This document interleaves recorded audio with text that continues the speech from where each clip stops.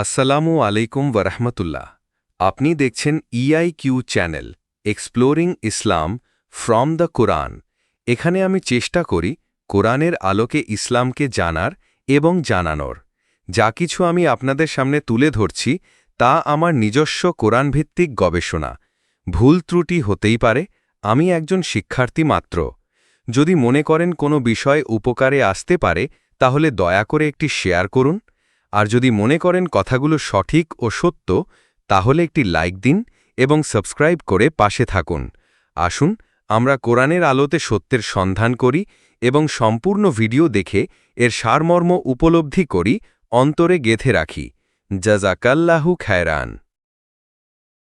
আল্লাহু আল্লাহু আল্লাহু আল্লাহু আল্লাহু আল্লাহু আল্লাহু আল্লাহু আল্লাহু আল্লাহু সুবহানাল্লাহ আলহামদুলিল্লাহ লা ইলাহা ইল্লাল্লাহু আল্লাহু আকবার আল্লাহু আল্লাহু আল্লাহু আল্লাহু আল্লাহু আল্লাহু আল্লাহু আল্লাহু সুবহানাল্লাহ আলহামদুলিল্লাহ লা ইলাহা ইল্লাল্লাহু আল্লাহু আকবার আল্লাহু আল্লাহু আল্লাহু আল্লাহু আল্লাহু আল্লাহু আল্লাহু আল্লাহু সুবহানাল্লাহ আলহামদুলিল্লাহ লা ইলাহা ইল্লাল্লাহু আল্লাহু আকবার আল্লাহু আল্লাহু আল্লাহু আল্লাহু আল্লাহু আল্লাহু আল্লাহু আল্লাহু সুবহানাল্লাহ আলহামদুলিল্লাহ লা ইলাহা ইল্লাল্লাহু আল্লাহু আকবার আল্লাহু আল্লাহু আল্লাহু আল্লাহু আল্লাহু আল্লাহু আল্লাহু আল্লাহু সুবহানাল্লাহ আলহামদুলিল্লাহ লা ইলাহা ইল্লাল্লাহু আল্লাহু আকবার আল্লাহু আল্লাহু আল্লাহু আল্লাহু আল্লাহু আল্লাহু আল্লাহু আল্লাহু সুবহানাল্লাহ আলহামদুলিল্লাহ লা ইলাহা ইল্লাল্লাহু আল্লাহু আকবার আল্লাহু আল্লাহু আল্লাহু আল্লাহু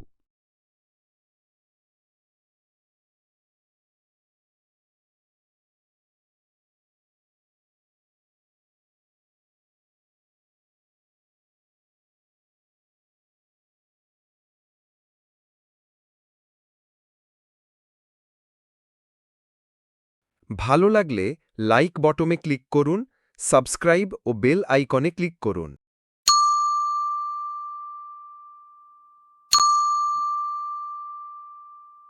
আল্লাহু আল্লাহু আল্লাহু আল্লাহু আল্লাহু আল্লাহু আল্লাহু আল্লাহু আল্লাহু আল্লাহু সুবহানাল্লাহ আলহামদুলিল্লাহ লা ইলাহা ইল্লাল্লাহু আল্লাহু আকবার আল্লাহু আল্লাহু আল্লাহু আল্লাহু আল্লাহু আল্লাহু আল্লাহু আল্লাহু সুবহানাল্লাহ আলহামদুলিল্লাহ লা ইলাহা ইল্লাল্লাহু আল্লাহু আকবার আল্লাহু আল্লাহু আল্লাহু আল্লাহু আল্লাহু আল্লাহু আল্লাহু আল্লাহু সুবহানাল্লাহ আলহামদুলিল্লাহ লা ইলাহা ইল্লাল্লাহু আল্লাহু আকবার আল্লাহু আল্লাহু আল্লাহু আল্লাহু আল্লাহু আল্লাহু আল্লাহু আল্লাহু সুবহানাল্লাহ আলহামদুলিল্লাহ লা ইলাহা ইল্লাল্লাহু আল্লাহু আকবার আল্লাহু আল্লাহু আল্লাহু আল্লাহু আল্লাহু আল্লাহু আল্লাহু আল্লাহু সুবহানাল্লাহ আলহামদুলিল্লাহ লা ইলাহা ইল্লাল্লাহু আল্লাহু আকবার আল্লাহু আল্লাহু আল্লাহু আল্লাহু আল্লাহু আল্লাহু আল্লাহু আল্লাহু সুবহানাল্লাহ আলহামদুলিল্লাহ লা ইলাহা ইল্লাল্লাহু আল্লাহু আকবার আল্লাহু আল্লাহু আল্লাহু আল্লাহু আল্লাহু আল্লাহু আল্লাহু আল্লাহু আল্লাহু আল্লাহু আল্লাহু আল্লাহু আল্লাহু আল্লাহু সুবহানাল্লাহ আলহামদুলিল্লাহ লা ইলাহা ইল্লাল্লাহু আল্লাহু আকবার আল্লাহু আল্লাহু আল্লাহু আল্লাহু আল্লাহু আল্লাহু আল্লাহু আল্লাহু সুবহানাল্লাহ আলহামদুলিল্লাহ লা ইলাহা ইল্লাল্লাহু আল্লাহু আকবার আল্লাহু আল্লাহু আল্লাহু আল্লাহু আল্লাহু আল্লাহু আল্লাহু আল্লাহু সুবহানাল্লাহ আলহামদুলিল্লাহ লা ইলাহা ইল্লাল্লাহু আল্লাহু আকবার আল্লাহু আল্লাহু আল্লাহু আল্লাহু আল্লাহু আল্লাহু আল্লাহু আল্লাহু সুবহানাল্লাহ আলহামদুলিল্লাহ লা ইলাহা ইল্লাল্লাহু আল্লাহু আকবার আল্লাহু আল্লাহু আল্লাহু আল্লাহু আল্লাহু আল্লাহু আল্লাহু আল্লাহু সুবহানাল্লাহ আলহামদুলিল্লাহ লা ইলাহা ইল্লাল্লাহু আল্লাহু আকবার আল্লাহু আল্লাহু আল্লাহু আল্লাহু আল্লাহু আল্লাহু আল্লাহু আল্লাহু সুবহানাল্লাহ আলহামদুলিল্লাহ লা ইলাহা ইল্লাল্লাহু আল্লাহু আকবার আল্লাহু আল্লাহু আল্লাহু আল্লাহু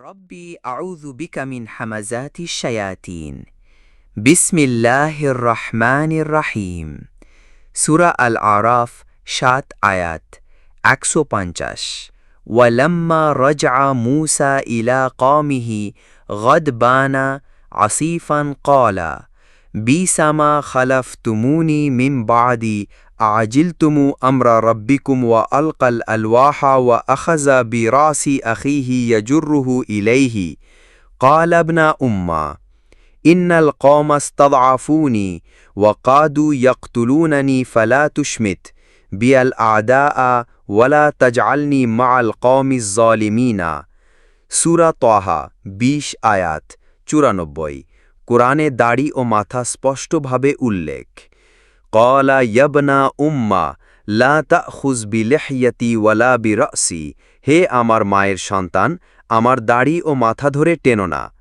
এখানে লিহিয়াতুন সমান দাড়ি রাসুন সমান মাথা স্পষ্ট অর্থে মূসা আলাইহিস সালাম তার ভাই হারুন আলাইহিস সালামকে রাগে দাড়ি ও মাথা ধরে টানেন হারুন আলাইহিস সালাম বলেন আমার দাড়ি ও মাথা ধরবেন না এখানে কোরআনেই চুল নয় দাড়ি ও মাথা উল্লেখ আছে 2 সূরা আল আরাফ 7 আয়াত 150 ওয়া আখাযা বিরাসি আখিহি ইয়াজুরুহু ইলাইহি তিনি তার ভাইয়ের মাথা ধরে নিজের দিকে টেনে আনলেন এখানে শুধুই মাথা রাস রয়েছে দাড়ি বা চুল নেই আমরা তাই বলি সূরা 7 আয়াত 150 মাথা ধরা সূরা তহা 20 আয়াত দাড়ি ও মাথা দুটাই স্পষ্ট সূরা আল মাইদা 5 আয়াত 12 এই আয়াত সম্পর্কিত কিন্তু চুল বা মাথা ধরে টানার প্রসঙ্গ নেই ওয়ালাকাদ আখাযাল্লাহু মিসাকা বানি ইসরাঈলা এখানে বলা হচ্ছে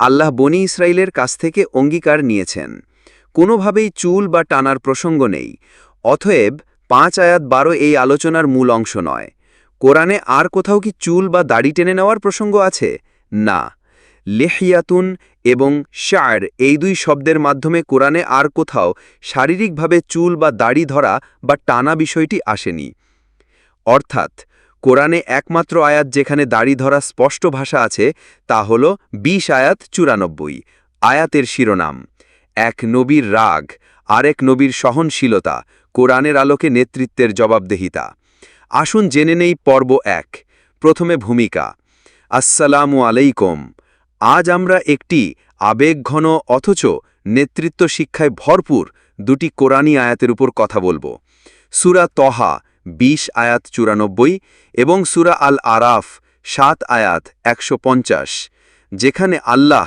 আমাদের দেখান এক নবী আরেক নবীর প্রতি রাগান্বিত হয় মাথা ও দাড়ি ধরে টানেন আর এই ঘটনার মাধ্যমে আল্লাহ আমাদেরকে শিখাতে চেয়েছেন নেতৃত্বের ভেতরের গভীর মানবিক শিক্ষা আসুন জেনে নেই পর্ব 2 আয়াত 7 আয়াত 150 পাঠ ও ব্যাখ্যা তিনি তার ভাইয়ের মাথা ধরে নিজের দিকে টেনে আনলেন বিশ্লেষণ মূসা আলাইহিস সালাম রাগান্বিত ও দুঃখিত ছিলেন কওমকে গোমরাহী অবস্থায় দেখে নেতৃত্বহীনতা গড়পড়তা মানুষকে কতটা দ্রুত ভ্রষ্ট করে তাই মূসা রাগে হারুনকে প্রশ্ন না করেই মাথা ধরে টানেন আমাদের জন্য শিক্ষা দায়িত্বপ্রাপ্ত মানুষকে জবাবদিহির মুখোমুখি করাও একটি সঠিক আচরণ তবে আবেগ নিয়ন্ত্রণও একজন নবী বা নেতার গুণ আসুন জেনে নেই পর্ব 3 সূরা তহা 20 আয়াত পাঠ ও ব্যাখ্যা হে আমার মায়ের পুত্র, আমার দাড়ি ও মাথা ধরে টানিও না।